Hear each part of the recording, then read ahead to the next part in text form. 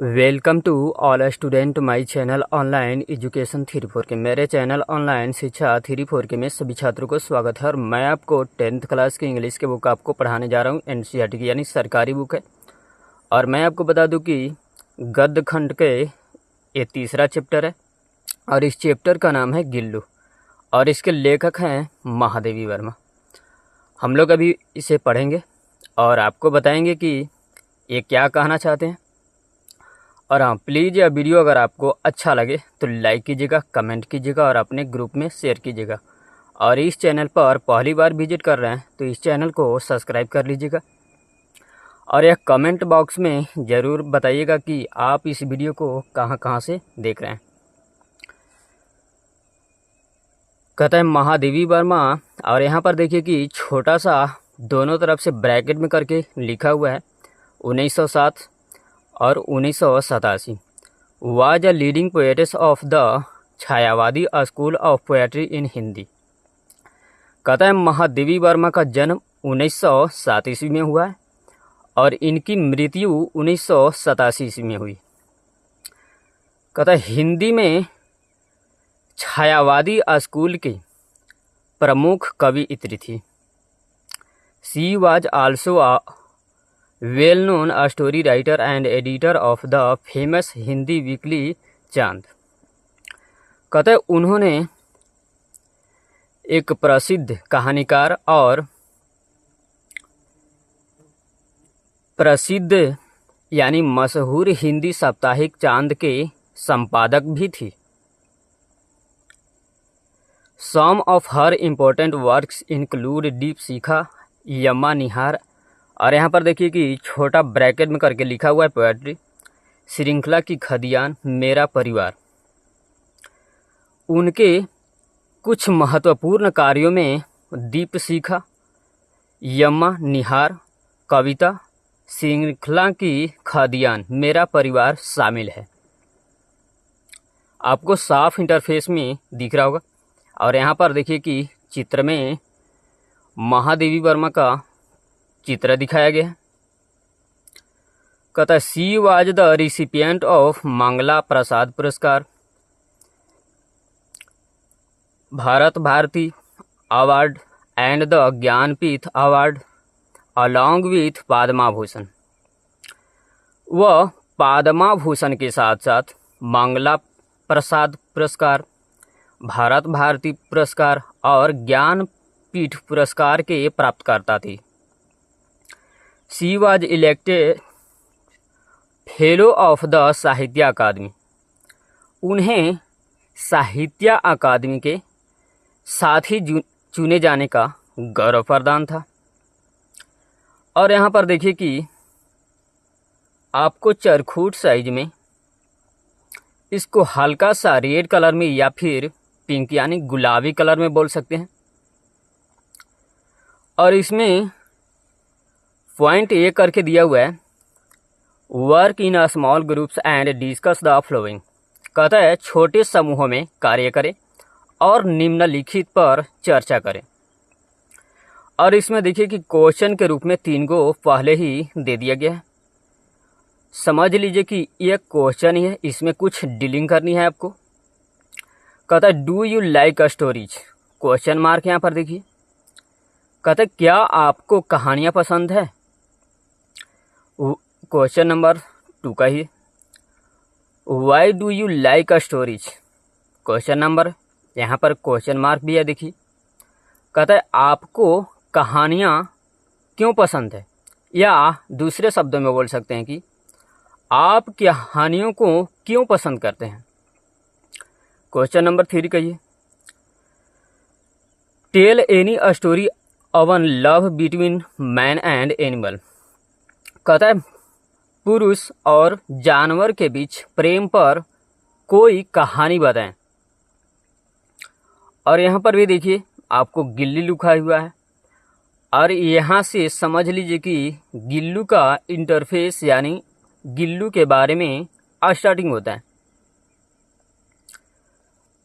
कहते unexpectedly one morning when I entered the baramda from the room I saw two crows playfully poking their beaks at the flower pots as if engaged in the same of hide and seek। कहता है अप्रत्याशित रूप से एक सुबह जब मैंने कमरे से बरामदे में दाखिला हुआ यानी प्रवेश हुआ तो मैंने देखा कि दो कौवे खेल खेल में फूलों की बर्तन पर अपनी चोंच को चूंघ रहे थे। यानी यहाँ पर कहने का अर्थ है कि मैंने देखा कि दो कौवे खेल खेल में बर्तन की फूलों की बर्तन पर अपनी चोंच को मार रहे थे। सिंपल से अर्थों में समझिए, मानो वह लुका छिपी के खेल में लगे हों। Suddenly my a serious critic of this mythical tale of the crows was intercepted by my gaze that fell upon this tiny being lying hidden in the gap at the junction of the pot with the wall। कहता है अचानक कौवे की इस पौराणिक कथा की मेरी गंभीर आलोचना मेरी नज़र से बाधित हो गई थी कि दीवार के साथ बर्तन के जंक्शन पर अंतराल में छिपी हुई इस छोटे सी प्राणी पर पड़ी। प्लीज़ यह वीडियो अगर आपको अच्छा लगे तो लाइक कीजिएगा, कमेंट कीजिएगा और अपने ग्रुप में शेयर कीजिएगा। और इस चैनल पर पहली बार विजिट कर रहे हैं तो इस चैनल को सब्सक्राइब कर लीजिएगा और कमेंट बॉक्स में यह ज़रूर लिख करके बताइएगा कि आप इस वीडियो को कहां से देख रहे हैं। और मैं आपको बता दूं कि जो भी एनसीईआरटी का इंग्लिश का बुक है वो मैंने आपको 11-12 तक जो भी है वो आपको चैप्टर बाय चैप्टर बिल्कुल ऑफलाइन की तरह आपको बताएंगे। देखिए यहाँ पर कहता है moving closer I saw that it was a tiny baby a squirrel that must have accidentally fallen down from a nest and was now being considered by the crows to be an easy prey. कहता है नज़दीक जाने पर या समीप जाने पर या करीब जाने पर, मैंने आपको कई शब्दों में तोड़ करके इसलिए बता रहा हूँ ताकि आपको अच्छी तरह ढंग से यानी बेहतरीन से बेहतरीन ढंग से आपको समझ में आए, इसमें कोई त्रुटि न रहे। राइट। कहता है मैंने देखा कि यह छोटा सा बच्चा गिलहरी था जो अचानक अपनी घोंसले से गिर गया होगा और अब वह कौवे द्वारा आसान शिकार समझा जा रहा था। Having sustained 2 wounds due to the assault by the pair of crows was enough for this tiny being and he was now motionless clinging to the pot।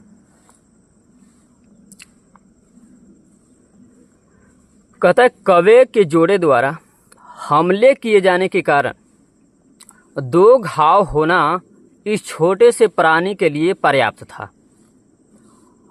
और अब वह गतिहीन होकर के बर्तन के से चिपका हुआ था। Everyone remarked that as he would not survive after having been so assaulted by the crows, he be left alone। कहता है सभी ने टिप्पणी की कि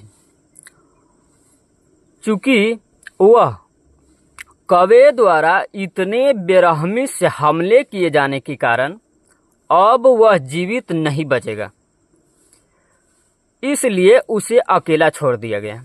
but my mind refused to accede to their views and therefore I gently lifted up and brought him to my room and after wiping the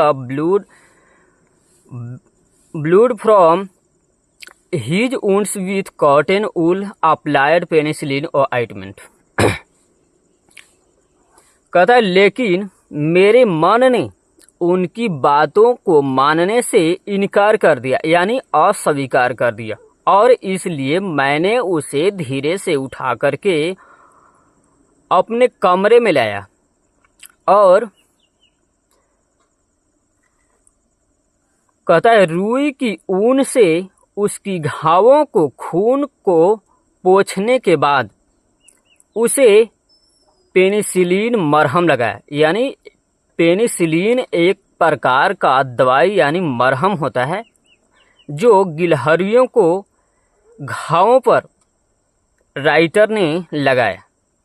यहाँ पर एक कहने का अर्थ है, I tried to feed him by somehow putting a thin cotton wool wicked dipped in milk to his mouth, but he was unable to open his mouth, and the drops of water only slid down from both sides. कहता है मैंने उसे किसी तरह एक पतले कपास की ऊन के बाती से खिलाने की कोशिश की, उसके मुंह में दूध की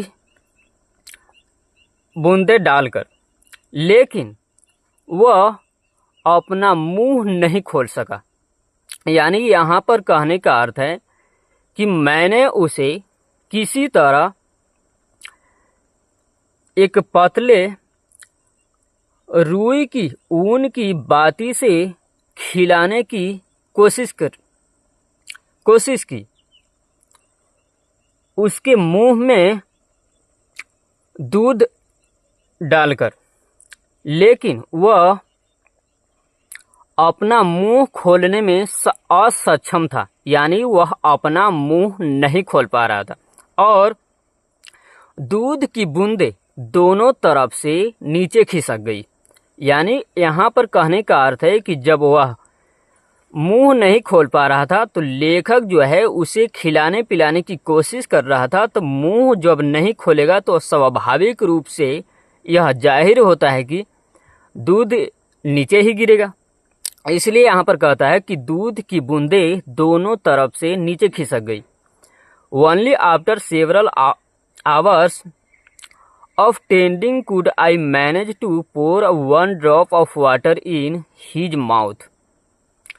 कहता है कई घंटे देखभाल करने के बावजूद मैंने उसके मुंह में एक बूंद पानी डालने का प्रबंध कर सका। But on the third day he became so much better and assured that he would use his two tiny claws to hold my finger and gaze all around with his blue glass beads like eyes. कहता है लेकिन तीसरे दिन वह इतना बेहतर और आश्वस्त हो गया कि वह अपनी दो छोटे पंजों का उपयोग मेरी अंगुलियों को पकड़ने के लिए करेगा और अपनी नीली चमकती शरारती यानी चमकती हुई आँखों से चारों ओर देखने के लिए करेगा। And in 3-4 months he astonished everyone with his mouth fur, bushy tail and nutty refulgent eyes. और 3-4 महीनों में वह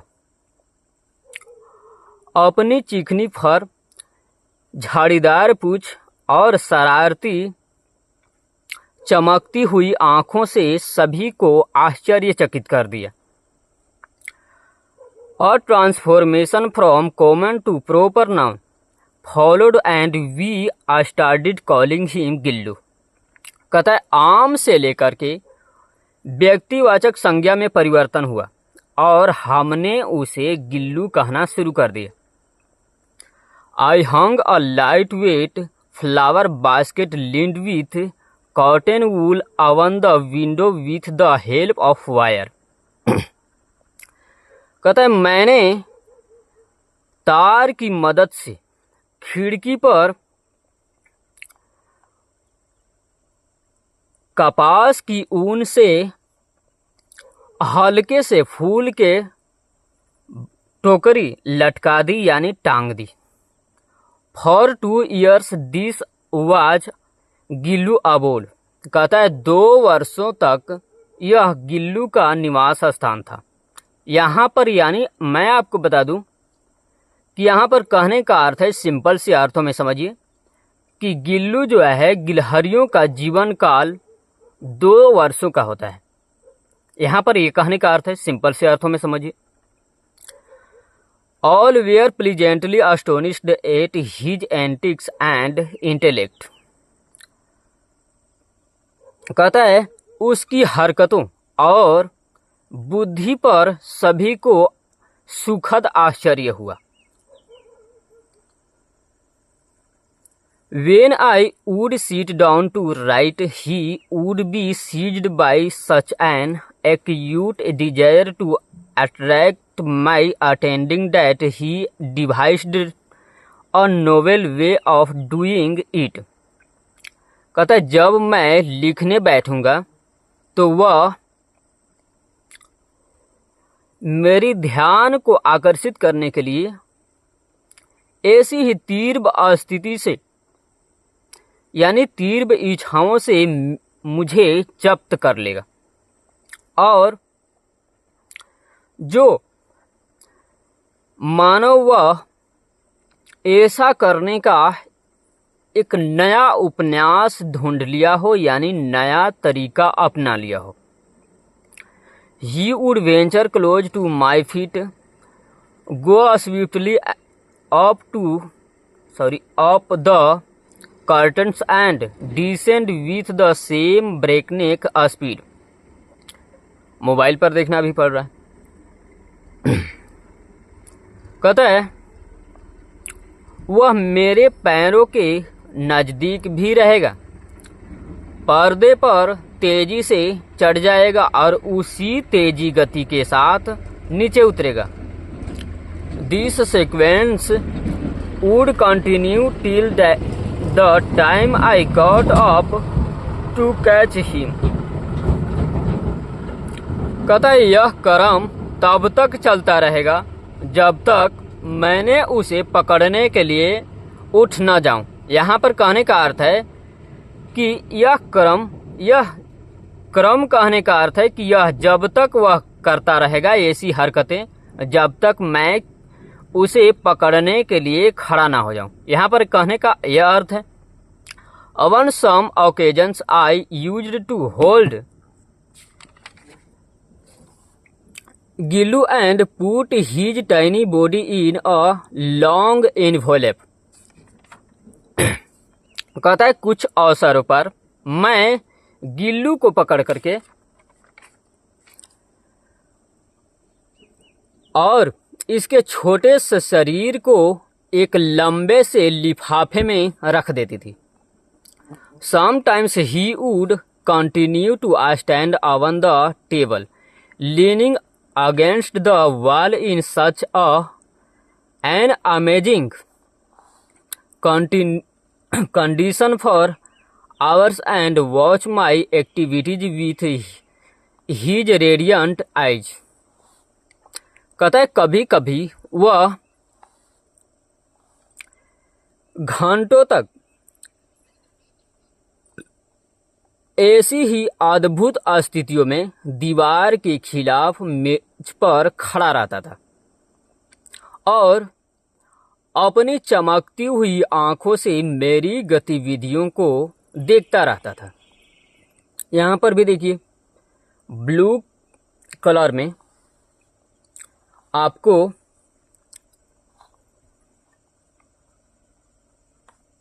यहाँ पर ब्लू कलर नहीं है, यहाँ पर पिंक कलर में है।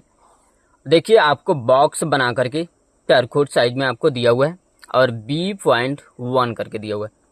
कहता है answer the following questions briefly. कहता है निम्नलिखित प्रश्नों का उत्तर संक्षेप में दे। कहता है how did Gillu sustain wounds, question mark यहाँ पर देखिए। कहता है गिल्लू का घाव कैसे बना। क्वेश्चन नंबर 2 कहिए who are starting calling the tiny baby squirrel as Gillu, question mark यहाँ पर भी देखिए। कहता है छोटे से बच्चे गिलहरी को गिल्लू किसने कहना शुरू किया। क्वेश्चन नंबर 3 कहिए, which ointment was applied on the wounds of the tiny baby squirrel, question mark यहाँ पर भी देखिए। कहता है इस छोटे से बच्चे गिलहरी के घावों पर कौन सी मरहम लगाया गया।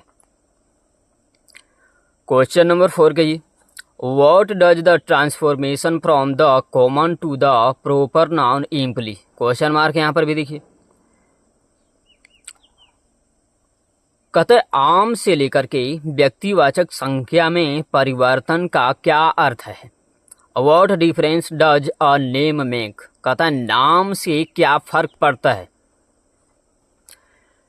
यहाँ तक आपको बता दे रहे हैं, लंबा वीडियो ज़्यादा आपको नहीं हो पाता है। मैं आपको बता दूं कि मेरे पास कोई लैपटॉप या कैमरा कंप्यूटर नहीं है, मैं आपको मोबाइल से आपको बता रहा हूँ। और हाँ, प्लीज़ यह वीडियो अगर आपको अच्छा लगे तो लाइक कीजिएगा, कमेंट कीजिएगा और अपने ग्रुप में शेयर कीजिएगा। और इस चैनल पर पहली बार विजिट कर रहे हैं तो इस चैनल को सब्सक्राइब कर लीजिएगा। और कमेंट बॉक्स में यह ज़रूर लिख करके बताइएगा कि आप इस वीडियो को कहाँ से देख रहे हैं। थैंक्स फॉर वॉचिंग, देखने के लिए आपको धन्यवाद।